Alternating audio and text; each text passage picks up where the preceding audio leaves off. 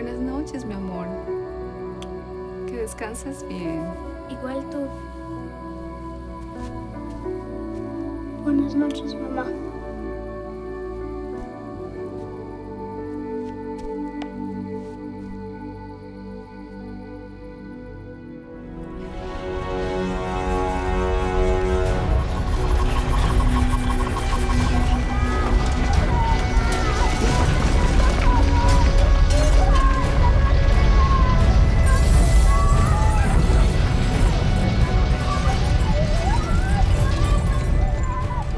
Early morning on December 23rd, 1972, there was a big earthquake in Nicaragua. It killed about 10,000 people. At that time, I was 9 years old. ¡Reyna! ¡Reyna! ¡Reyna, hija, dónde estás! Hija. Tranquila, ya voy, paso, tranquila. I saw one of our neighbors taking care of my baby sister.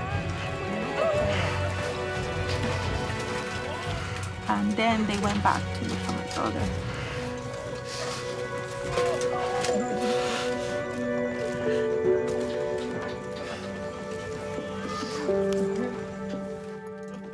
They took him out, but he was already dead.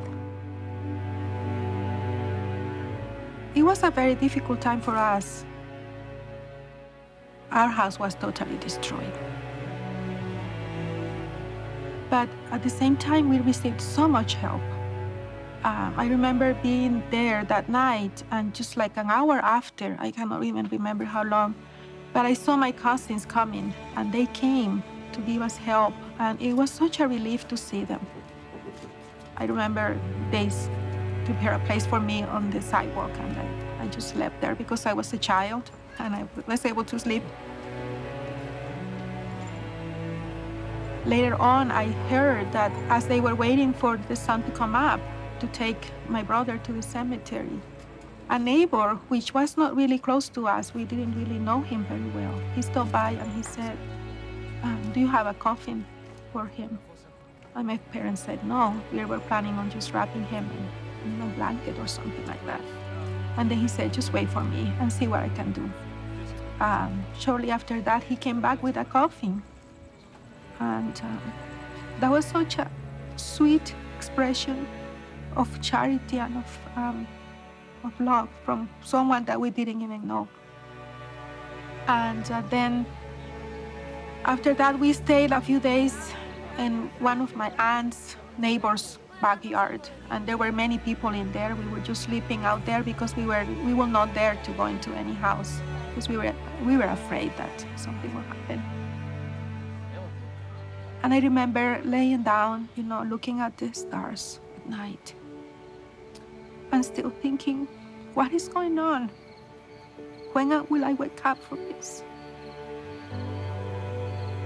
A couple of days after that, after everything happened, my aunt came to me with a present.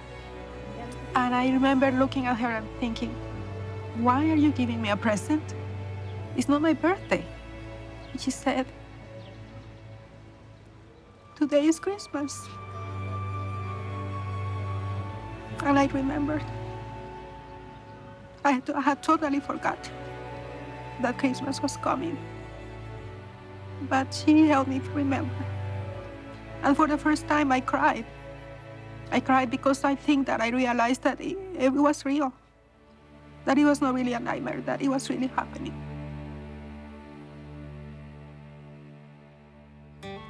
I remember that there were some trucks that will pass by and they will give us water, and another truck will pass by and they will give us food. And I know that all that came from people from all over the world that came to help us. During that period, it was amazing to see all the help that we received from strangers.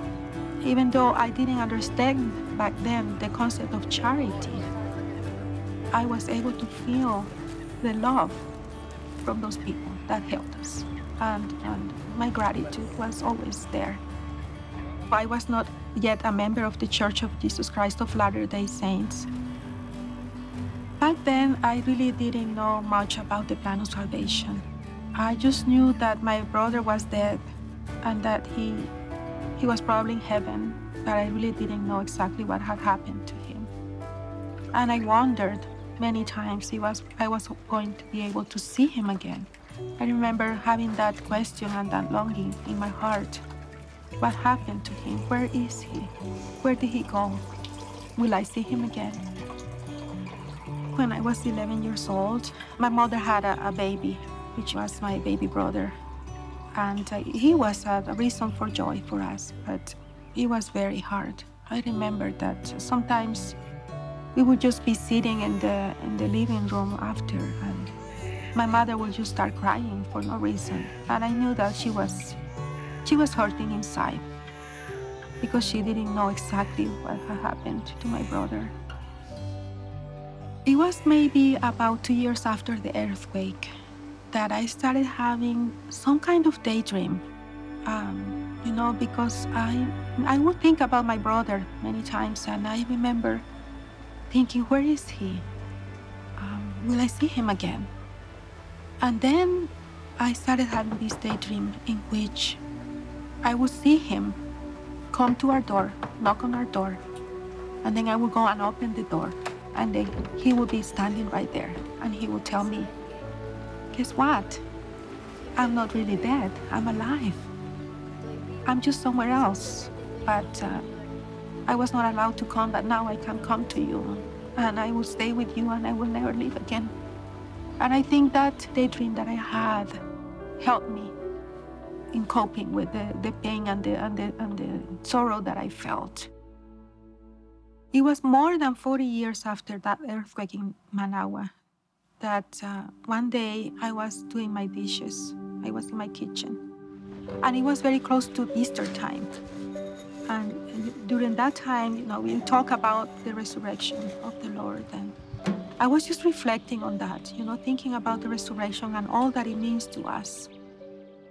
And then for some reason, I started thinking about my brother. And at that moment, it finally hit me.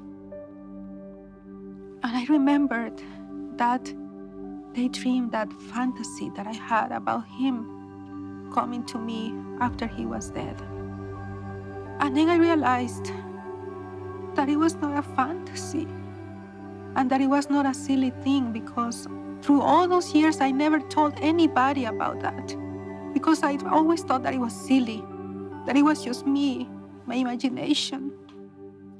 But then I realized that it was really the light of Christ that came to this little girl who needed comfort at that moment of her life.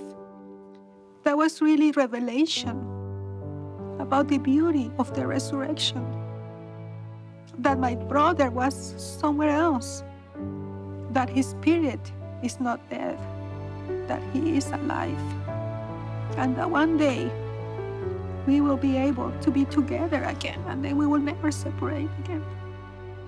And for me, that moment was a moment of glory and just joy and gratitude. How merciful the Lord was with me, that He allowed me to see that at that moment in my life when I needed it.